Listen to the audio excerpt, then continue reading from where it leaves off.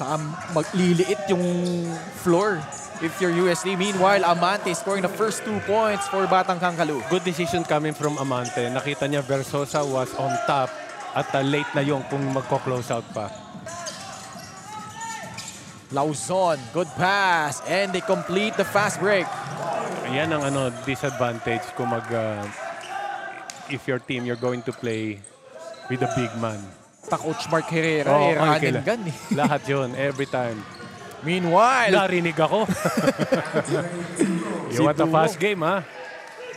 Naman binanggit mo na rin lang, Coach Manu Inigo, maraming sa kanyang players, kumbaga galing din from San Beda, like Brix Versosa, Andre Dungo as well. Eh, dinala na rin sa lair ng UST. Of course, siya yung kilalang coach, nakasanayan ng mga players, and they want to be sure that they're going to have good playing time. Patagilid, pero dumiretso eh. Andre Dungo, all 4 of UST's points coming from him as they get a steal here. Forward pass, Dungo, libreng-libre for 2. And yun yung nagiging tema so far in the first quarter. UST forcing turnovers instantly, converting them into points. Meanwhile, another transition bucket galing dito sa UST. That was Carl Banding all the way. That's a good decision coming from him. Alam niya na meron siyang height advantage. Saka yung momentum nasa kanya eh. Pero yung ganong ilag, ganong tira, hindi mo na maituturo yan. Nakakuha niya yung bola but only 3 seconds left. Tuluyan na naagaw ang bola. Takbuhan na naman but counter steal. Oh, what a no-look inside. That's a good pass. Ludovice also a former Bedan player. Paano akala niya si Ludovice? Kapatid niya. Ayun, di ba? Si Vice during Ronnie Magsano sa time as a coach, part ako ng coaching staff doon. Player din namin yun. Ayun, nakapasok sa loob itong UST. And Dungo now with 6 points with 1 assist. Manding gives it up. Another attempt inside. It goes para dito kay Alfred Loreto. 12 all. Oh, good seal inside. But they kick it out when a floor tries that long 2 and it drops. And because of that, eto na. Batang Kangkalu leading by 3. 2 points lang pala yun. Oo, long 2. Eto, long 3-pointer. Yun ang totoo. Hindi tayo magkakamali niyan. Long 3 yun. Kick out pass, open free. No.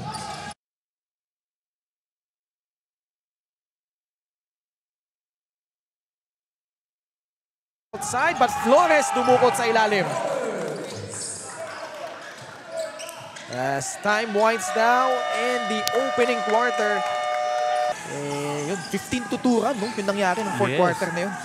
As that 3-point attempt, still no go para dito sa Batang Kangkalu. Grabe naman yung rebounding, offensive rebound nitong si Sinedo. Aba, hindi nagpatinag. Etong si Kyle Cosquejo. Ludovice, kick out pass. 3-pointer on its way. Doesn't get a friendly roll. Si Reyes naman, namayagpag sa ilalim. Naka full court press pa rin itong UST. Naitawid ang bola pero muntik pang maagaw but Flores recovers and gets that sidestep move to go. Napaganda pa. Napaganda pa yung play na yun. Drop pass. Kanina pa nagko-connecta yan si Velasquez and Reyes. Actually, na-warningan pala siya. Sorry, na-warningan to si Seniedo. So next violation, technical na po yan. Sanoria. Umira sa 3. And finally. Pangalawa na nila yan. Talking about the Tiger Cubs. As they cut the lead down. At tuloy na nila naitabla ang laro. Ganun kabilis, ano? With that, starting from the 3 points. At itong Batang Kangkalu committing a turnover. Resulting to a fast break point. And ito, lamang ulit ang Batang Kangkalu, ending their drought. Buena Flor offering a pick. Nakatanggap ng pasa. Good pick and roll play between the two. Yes, that was a good pocket pass coming from Ronquillo. Palitan ulit ng kalamangan. As Ronquillo getting the steal. Dungo. Masyadong malakas. Buena Flor, umarako sa ilalim. Kita mo yung height advantage, ano? Doon nahihirapan ang Batang Kangkalu. Another turnover. Ayan, Manding, the behind the back. Almost losing it, but able to recover and scores inside. Batang Kangkalu, nakabawi naman.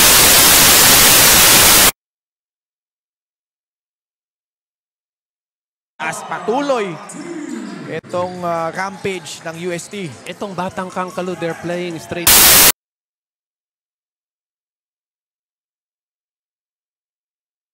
Lauzon. And stopping the bleeding momentarily for Batang Kangkalu. But right now, they are trailing by 6 points. As Lauzon, the lefty, going in 35-29. 5 na.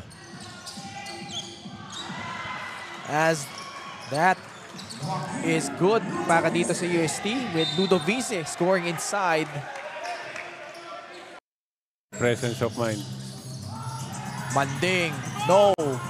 And the putback is good para dito kay Flores. And again, late defense coming from dito sa Batang Kangkalu. UST has a chance to... And gets it in. Akala ko they're going to wind down the clock. And inalat na dito ang Batang Kangkalu. But they get the ball back. Seniedo short. Lauzon, 2 seconds remaining. As time expires. He has been one of the leading scorers so far as UST with a 42-29 lead at the half. Mula pa ito sa Cotabato, coach. Layo ng pinanggalingan, and here he is setting a solid screen, and that's why Buksit able to knock down that outside jumper. Ronquillo, laban kay Lauzon. Buksit, back-to-back! Back-to-back threes. Kanina sila na yung hirap. Ngayon naman nakuha na nila yung momentum. Another early offense for UST. Ito yung adversity nandito sa harapan na nila ngayon as that free finally knocked down. Perhaps ito si Cosqueo could provide that answer to that question. They need more of that. Dungo slides in. Oh, good pass. Sam Versosa, 4-2. Ayun lang eh. That's a good play na ibibigay mo kay Versosa. Of course, bata pa, hindi pa natuturuan masyado. Walang post-up option, pero ganun lang. Hindi na kailangan mag-dribble. Yes, hanapan mo siya ng way na malilibre na lang siya. One pass and then shoot. Itong Batang Kangkalu, actually, they've made good passes. Kaya lang, minsan di na-control na kailangan kampi. But that time around, a floater by Flores. Natapikan. Flores, sumugod, and gets 2. Oh! Aside from the teams, there's also a battle of the brothers. Koji and Kenji Bonaflor face each other on the court. Nakausap ko si Koji of the UST Tiger Cubs, and he mentioned that he is excited na makalaban ang kuya niya sa court. The kuya that taught him how to play basketball. Bonaflor, sumugod. Oh, that's a strong drive. Napaganda pa. Yung inbound na yon. 19 seconds on their shot clock. Casquejo pulls up, finally drills that one in. Nagkaroon ng problema, no? Dito sa perimeter shooting, itong Batang Kangkalu. Nagkaroon na ng mga reviews, yung mga officials, mga challenges. Tumatagal ang game. And meanwhile, that's a good knockout play. Bonaflor, to no avail. Dalawang magkasunod na fourth shot. Loreto gets the friendly bounce. So, hindi naging consistent. And lalo ngayon, naghahabol sila. And now Velasquez adds on to that lead. And same defense na nakikita natin dito sa Batang Kangkalu na walang nagko-collapse doon sa gitna. Last shot time for Batang Kangkalu. Staring at a big hole right now. Seniedo. That's a tough shot. And time expires here in quarter number 3. And UST just 10 minutes away from grabbing that last playoff spot unless Batang Kangkalu. Meron pa kaya silang kasagutan dito sa onslaught nitong Tiger Cubs. Yun yung mabigat eh. You're going to play this fourth quarter. 24 lead ang hahabulin mo. Fourth quarter in just a bit when we return.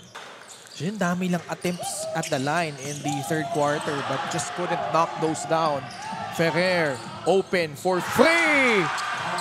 And it's the other way around. Yung nangyayari. Itong UST yung parang naghahabol.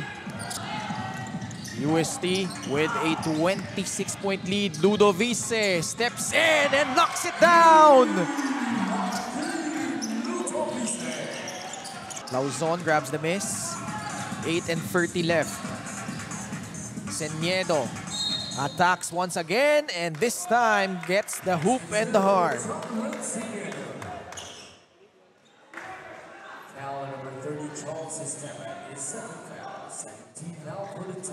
Hindi natakot sa depensa, patuloy na umatake.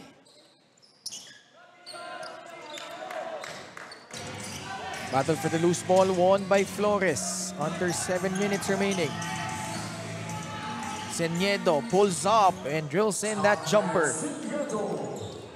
Ayun talaga yung ano eh, no? Parang nagsabay-sabay. Nagsabay-sabay yung alat. 75-50, Coach Cappy. Naririnig ko. Tinatanong ko meron bang takip daw yung ring nila. Meanwhile, the tip in goes para dito kay Charles Esteban. Kung may takip yung ring nila, sobrang laki naman ang butas ng ring ng UST.